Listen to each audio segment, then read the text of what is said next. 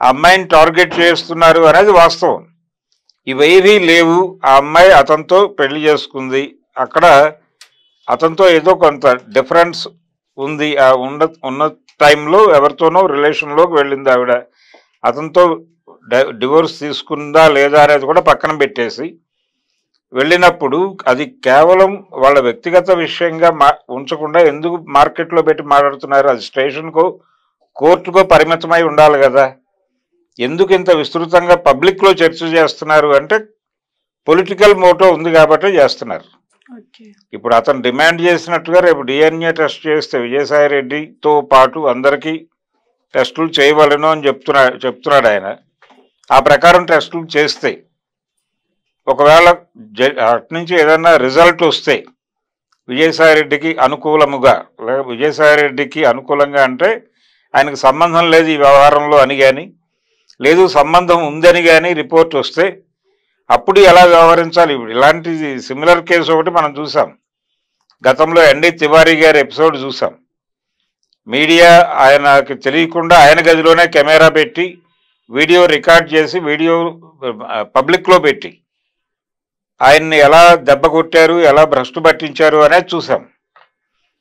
అటువంటి కండిషన్ ఇక్కడ కూడా ఉద్భవించవచ్చు అనేది ఒక అనుమానం. విజయసాయి రెడ్డి ఇబ్బంది పడే అవకాశం ఉంది ఈ కేసులో అని. కానీ ప్రస్తుతానికి ఉన్నటువంటి ఇది చూస్తే చాలామందికి మదన్ మోహన్ మాట్లాడిన దానిలో కొంతమంది చాలా హేతుబద్ధత ఉంది అతను మాట్లాడిన దానిలో. అది విన్న తర్వాత మేము వేరే అభిప్రాయానికి వచ్చాం, ఇప్పుడు ఆ అమ్మాయే విలన్ అని అనుకుంటున్నాం అని మాట్లాడుతున్నారు కొంతమంది పొలిటీషియన్స్. కానీ ఆ ఆర్గ్యుమెంట్లో బలం లేదు. ఆ అమ్మాయి చెప్తున్న విషయాలు జెన్యూన్గా ఉన్నాయి, అతను మదన్ మోహన్ చెప్తున్నవి కొంచెం గందరగోళంగా ఉన్నాయి. ఆ గందరగోళంగా ఉన్న మాట వాస్తవం. అతను ఏదో కాన్స్పిరసీ చేయబోతున్నాడు అన్నట్టుగా కూడా అతని వాదన నడిచింది. అతను వాదించినటువంటి పద్ధతి వేరే హిడెన్ ఎజెండా ఏదో ఉంది ఇతనికి అని అనిపించేదిగా ఉంది అతని ఆర్గ్యుమెంట్. అందుకని ఈ కేసులు ఎవరు ఏమిటి అనేది ఒకటి స్పష్టత రావాల్సింది. ఉన్నంత వరకు సర్కమ్స్టాన్సెస్లో అది కేవలం పర్సనల్ అఫైర్. ఆ అమ్మాయి ఎవరితో ఉండాలనేది డిసైడ్ చేసుకునే హక్కు ఆవిడకి మాత్రమే ఉంది. ఆవిడ నా పిల్లలకి తల్లి కావాలి కాబట్టి అమ్మాయి వచ్చి ఉండాలి నా దగ్గరే అన్నట్టు మాట్లాడాడు ఆయన మదన్ మోహన్. అది కుదిరే పని కాదు. నీ పిల్లలకి తల్లిగా ఉండాలి కాబట్టి ఆవిడ అన్నీ వదిలేసుకుని వచ్చి మీ ఇంట్లో ఉండాలి అనేది కుదిరే పని కాదు. ఎందుకంటే ఆవిడ ఒక ఇండివిజువల్, ఆవిడ ఆల్రెడీ విడిపోయి వేరే వాళ్ళతో పిల్లాడిని కన్నానని చెప్తోంది. ఆవిడ చెబుతున్నప్పుడు ఇంకా పాపులాట దేనికి? విషయాన్ని సెటిల్ చేసుకుని ఆ ఫైనాన్షియల్ వ్యవహారాలు, ప్రాపర్టీ డీల్స్ ఉంటాయి, దానికి సంబంధించి ఏమిటి ఎవరికి ఏమిటి అనేది మాట్లాడుకుని ఆ వ్యవహారం క్లోజ్ చేయటం మానేసి ఇప్పటికీ దాన్ని పొలిటికల్ గేమ్ ఆడే ప్రయత్నమే చేస్తున్నారంటే ఖచ్చితంగా దీని వెనకాల కూటమి మీడియా పనిచేస్తోంది అని అనుకోక తప్పని పరిస్థితి అయితే ఉంది. అయితే ఈ ఎపిసోడ్లో 2-3 అంశాలు ముందుకు వచ్చినాయి. ఆ అమ్మాయి ఇరుకల షెడ్యూల్డ్ తెగకి చెందినటువంటి అమ్మాయి. ఆ అమ్మాయి నగలు వేసుకుంటోంది అనేది ఒక ఎస్టాబ్లిష్డ్ వ్యవహారం. అంటే వాళ్ళు వేసుకోకూడదా, వాళ్ళు ఇలాగే ఉండాలని ఏదైనా అనుకుంటున్నారా ఈ వార్తలు రాసినటువంటి మీడియా వాళ్ళు అనేది ఒక చర్చ మొదలైంది ఆల్రెడీ. అలాగే ఒక మహిళ మీద ఇలాంటివన్నీ ఎందుకు వేస్తున్నారు? ఆవిడ అవినీతి చేసుంటే అవినీతి చేసింది అనేది ఒకటే ఎస్టాబ్లిష్ చేసి వార్తలు రాయండి. విజయసాయి రెడ్డి లింక్ అయి ఉన్నాడు కాబట్టి దీన్ని ఏదో అక్రమ సంబంధం అనేది పాపులరైజ్ చేయకండి అని చాలామంది మాట్లాడుతున్నారు. ఇప్పుడు పూనం కౌర్ చేసినటువంటి ఒక ట్వీట్ బయట డిస్కషన్ జరుగుతోంది. ఏంటంటే ఈ అమ్మాయి మీద ఇలా చాలా దారుణంగా మీడియా ట్రయల్ జరిపేస్తోంది. ఈ ట్రయల్ని అడ్డుకోవటానికి కొంతమేరకు విజయసాయి రెడ్డి బాధ్యత తీసుకున్నాడు, అందుకని విజయసాయి రెడ్డి తరఫున నేను నిలబడతాను అని చెప్పి ఆవిడ ఒక భరోసా ఇస్తూ ఒక ట్వీట్ చేసింది. ఆ ట్వీట్ మీద చాలామంది విరుచుకుపడుతున్నారు. అది వేరే గొడవ. అంటే ఆవిడ ఎవరైనా సరే ఇది చూసిన వాళ్ళు ఆ అమ్మాయికి మద్దతు ఇవ్వాలని అనుకుంటారు. కండిషన్ అలా ఉంది. అతను కొంచెం విషయాలను ఏదో ట్విస్ట్ చేస్తున్నాడు అనిపించే విధంగానే మాట్లాడాడు అతని ప్రెస్ మీట్లో. అతని ప్రెస్ మీటు, ఆవిడ press meet, Vijayasai Reddy press meet ఇవన్నీ చూసిన వాళ్ళు ఆ అమ్మాయికి ఎంతో, ఆ అమ్మాయి తప్పు లేదని ఎవరు అంటలేదు. ఇదంతా కూడా మార్కెట్ ఎకానమీలోకి వచ్చాక నైతికత అనేది ఇంటికి వెళ్ళిపోయింది.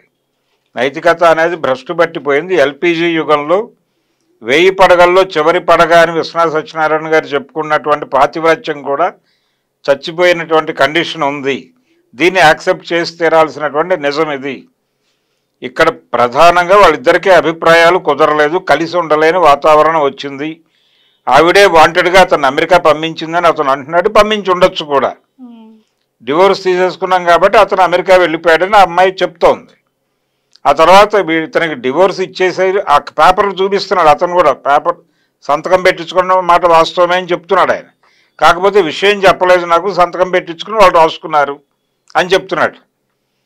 విడిపోయిన తర్వాతే, అంటే అతనితో కులపరమైనటువంటి వాళ్ళ తెగకి సంబంధించిన ఆచారాల ప్రకారం విడిపోయిన తర్వాతే తను వేరే వ్యక్తిని పెళ్లి చేసుకున్నానని చెప్తోంది ఆవిడ. అది తప్పెంత మాత్రము కాదు. వాళ్ళు విడిపోయిన తర్వాత ఆ బిడ్డని కన్నాను అని ఆవిడ చెప్పేసిన తర్వాత ఇంకా ఆవిడ శీల పరీక్ష చేయటము, నా పిల్లలకి తల్లిగా తను నా ఇంటికి రావాలి అని అతను అనటము, ఇదంతా కూడా ఎక్కడో ఏదో జరుగుతోంది, ఎవరో అతన్ని నడిపిస్తున్నారు వెనకాలుండి అని అనిపించడానికి కారణం. కొంతమంది స్టాండులు మార్చేశారు అతను మాట్లాడిన తర్వాత. మహాసేన్ రాజేష్ లాంటి వాడు అంతకు ముందు ఆ అమ్మాయికి కొంచెం మద్దతుగా మాట్లాడినప్పటికీ తర్వాత ఆయన టోన్ మార్చి, అంటే అతను ఎస్టాబ్లిష్ చేసిన వాటి పట్ల తనకి సాటిస్ఫాక్షన్ కలిగిందని చెబుతూ అతనికి మద్దతుగా మాట్లాడే ప్రయత్నం చేశాడు ఆయన.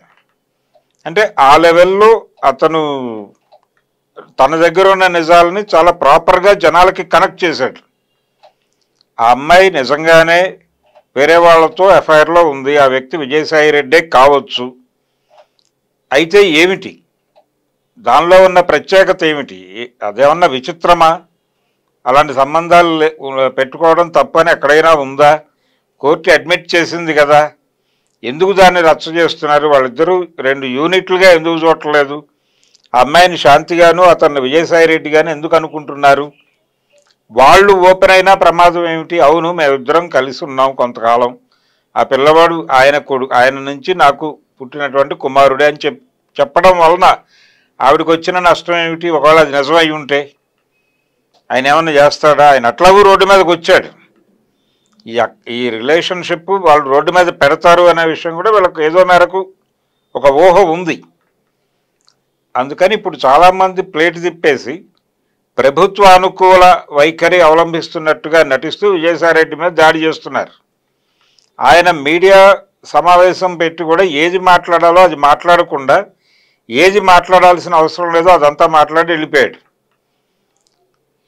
ఇది ఒక ట్విస్ట్ ఆయన వైపు నుంచి. పర్సనల్ ఏరియాలోకి వచ్చేస్తున్నారు అనేది అమ్మాయి ప్రధానమైన ఆరోపణ. మా జీవితాల్లోకి చొరబడిపోతున్నారు మీరు, మాకు ప్రైవసీ లేదు, మాకు ప్రైవసీ లేకుండా సఫకేట్ చేస్తోంది మీడియా అని మాట్లాడింది ఆవిడ.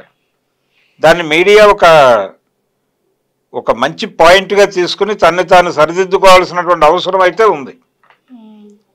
అందుకని పూనం కౌర్ చెప్పిన, అంటే విజయసాయిరెడ్డికి మద్దతు ఇస్తాను అనే చెప్పడంలో ఆవిడకి మద్దతుగా నిలబడ్డాడు ఆయన అని మాత్రమే ఆవిడ అర్థం చేసుకున్నట్టుగా అనిపించింది. అది కాదు విషయం. అంతకంటే ముందు అసలు వీళ్ళిద్దరిని కలిపి ఒక స్టోరీ ఉండి అక్కడ మార్కెట్లో పెట్టారు. విజయశాంతి అని టైటిల్లో పెట్టి మరి మార్కెట్లోకి పంపు చేశారు విషయాన్ని, కంటెంట్ని.